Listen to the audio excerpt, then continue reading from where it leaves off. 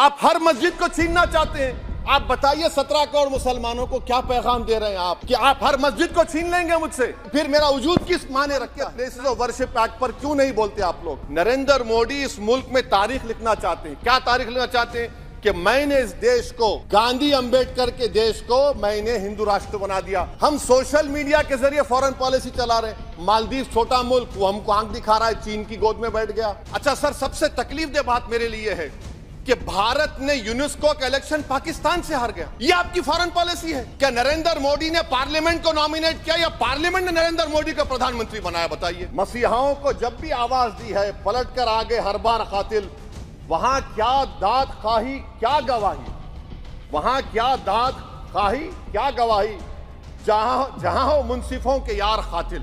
मैं बड़ी जिम्मेदारी के साथ कह रहा हूं कि मैं अपने बचपने में जब हिस्ट्री पढ़ता था तो मैंने एक स्टैचू की फोटो देखी थी, प्रीस्ट किंग ऑफ मोहनजोदारो। ऐसा लगता है कि वैसा ही लग रहा है कि प्रधानमंत्री नहीं है बल्कि पुजारी सम्राट बन चुके हैं वो। और मैं क्यों कह रहा हूं कि हमारे सदर जमहूरिया ने कहा था कि 22 जनवरी एक तारीखी दिन है, बिल्कुल तारीखी दिन है। 22 जनवरी की बुनियाद 6 दिसंबर 92 को रखी गई। 22 जनवरी की बुनियाद 86 में ताले खोलकर रखी गई। 22 जनवरी की बुनियाद जीबी पंत ने रखी थी, इसीलिए तारीखी दिन है। और तारीखी दिन इसलिए भी है कि सर इसी ऐवान में 16 दिसंबर 1992 को हमने एक रेजोल्यूशन पास किया था।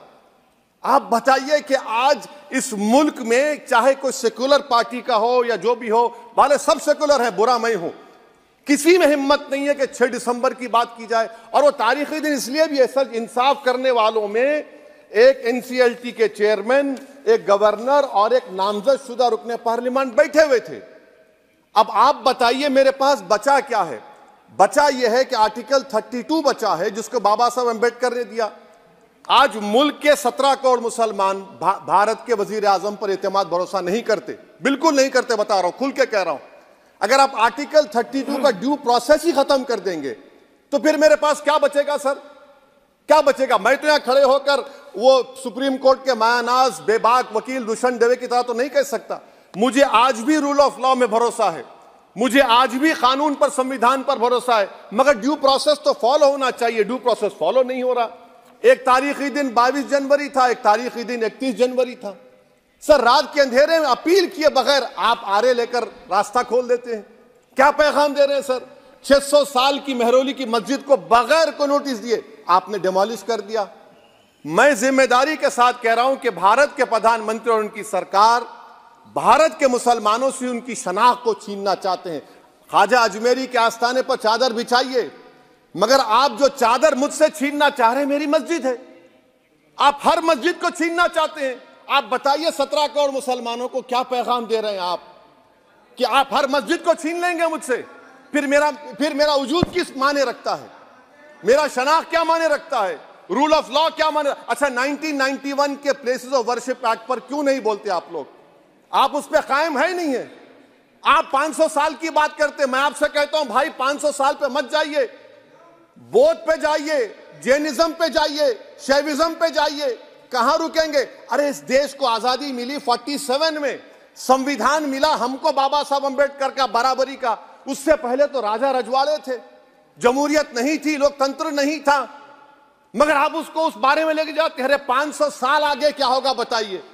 आप किसी एक सिविलाइजेशन, सर अंग्रेजी में किसी ने कहा था civilisation can not be rewritten by hatred, history can not be corrected by demolition.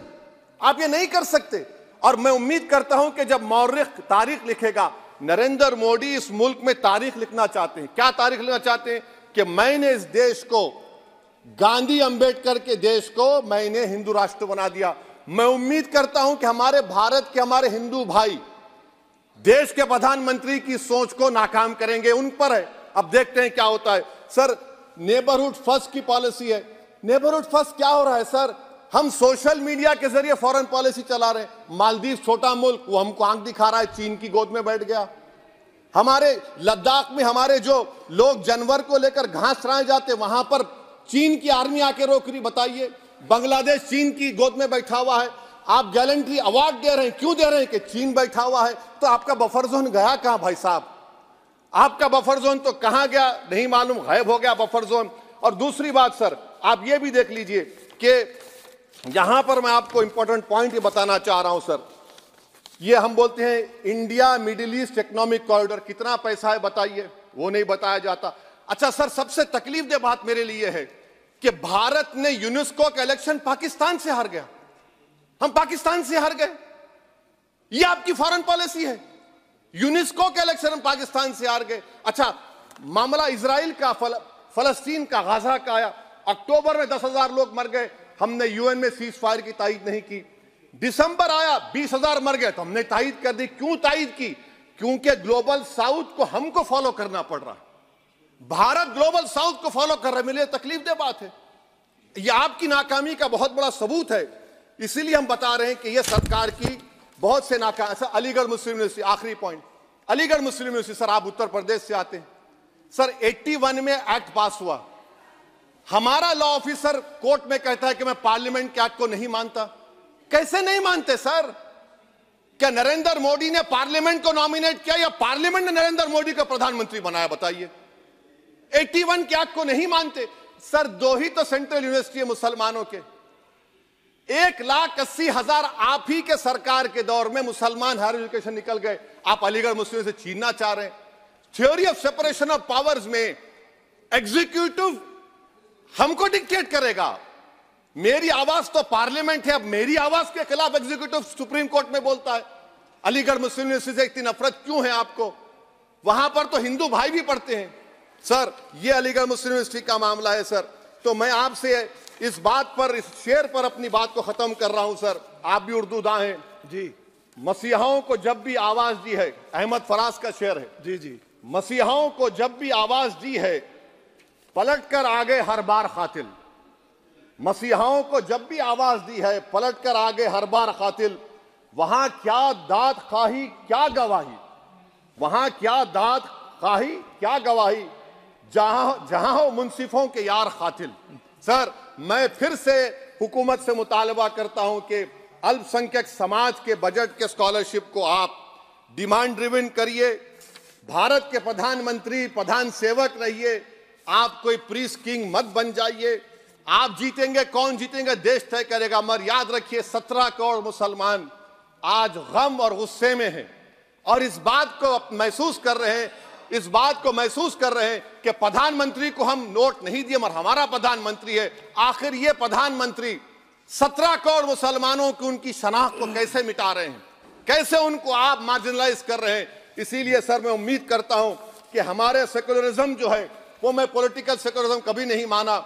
जो सेकुलरिज्म संविधान में लिखा गया उसकी हिफाजत करेंगे। मुल्क अहम है, वरना याद रखिए, आप चुनाव जीते हैं हारे, मगर अगर आप 17 करोड़ एक जनता को आप गैर यकीनी कैफियत पैदा कर देंगे, ये देश के हित में नहीं होगा।